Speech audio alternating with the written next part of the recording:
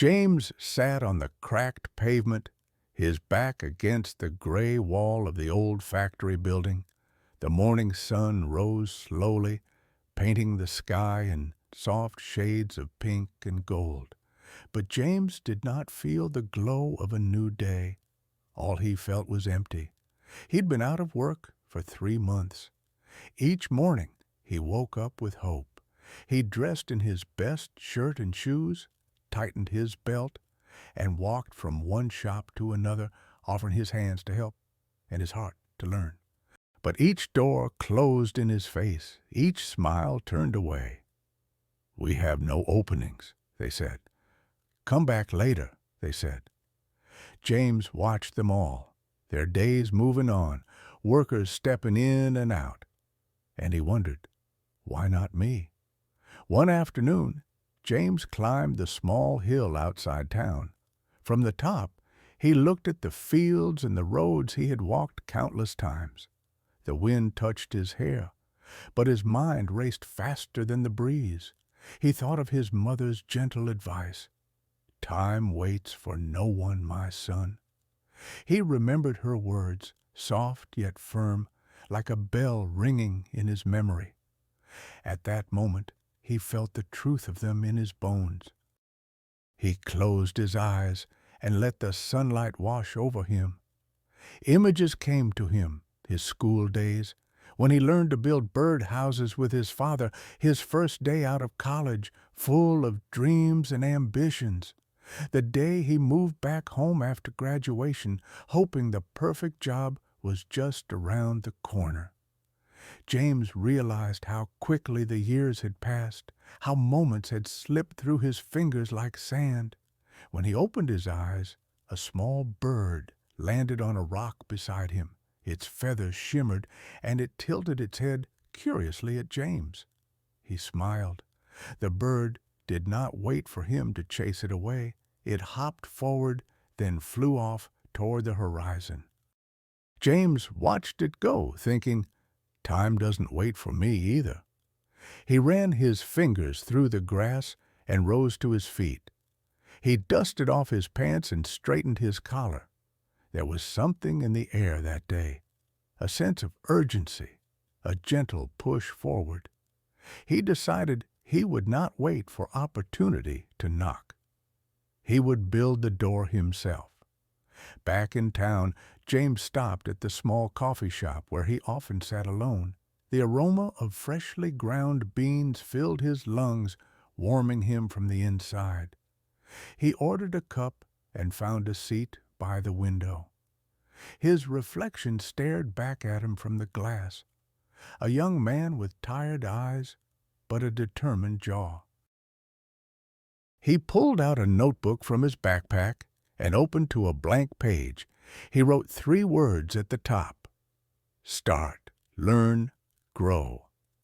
Then he began to list the things he could do: helping in the community garden, offering free repairs to neighbors, teaching children to read at the library.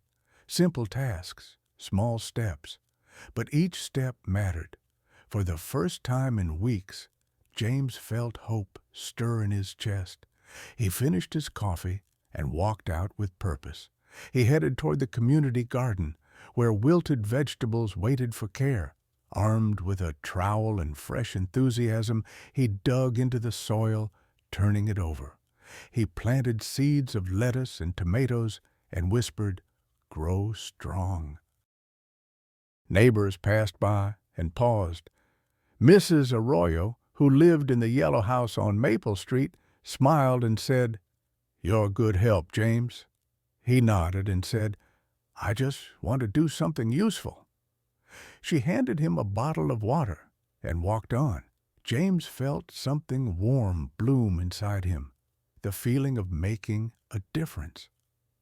Over the next days, he returned to the garden before sunrise.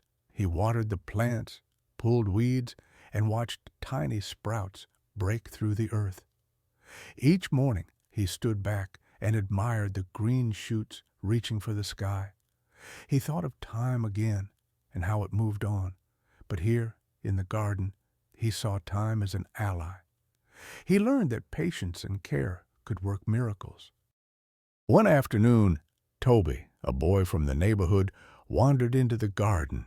He looked sad and lonely. James crouched beside him and offered him a handful of soil. Toby laughed as the dirt trickled through his fingers. "Want to help me plant some seeds?" James asked. Toby's eyes lit up, and together they buried seeds in neat rows. James showed him how to press the soil gently and pour water from a can. Toby giggled at the sound of the water splashing. When they finished, Toby ran off to play, leaving James smiling at the rows of newly planted greens. He thought of his own life and how he too needed nurturing and time. He was no longer waiting idly. He was growing. Word of James's good work spread. A local bakery owner, Mr. Park, came by one morning. He offered James a job helping in the bakery after the garden work. "You have a good work ethic," Mr. Park said, handing James a fresh loaf of bread. "I could use someone like you." James's heart leaped. He accepted gratefully and helped sweep the floor, knead dough, and arrange pastries. Soon, James balanced his time between the garden and the bakery. He woke early to tend to the plants, then raced back to the bakery to greet the morning customers. He discovered a rhythm in his days, a pattern of give and take, work and rest. The sun rose and fell, the seasons changed, and James moved with them. Months passed. The garden flourished with bright tomatoes and crisp lettuce. Toby and other children played among the rows, learning about life and growth. The bakery shelves filled with golden brown bread, and customers lined up to buy James's favorite cinnamon rolls. James's hands were busy, his mind was calm, and his heart was full. One evening, as the sky turned lavender and the air cooled, James walked to the top of the hill again. He looked at the fields below, the houses, the winding road. Time had passed, but he had not been left behind. He had chosen to move with time, to plant seeds of hope, to build his own door. He pulled out the notebook and wrote another 3 words at the bottom. Time moves on. He closed the book and watched the last light disappear. In the darkness, stars appeared, bright and steady. James smiled. He had learned the truth. Time doesn't wait, but neither should we. We must plant.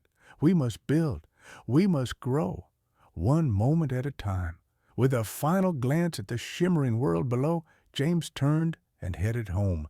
His steps were light, his spirit strong, and he felt the gentle promise of tomorrow. Time would move on, carrying him forward, if he was brave enough to walk along with it.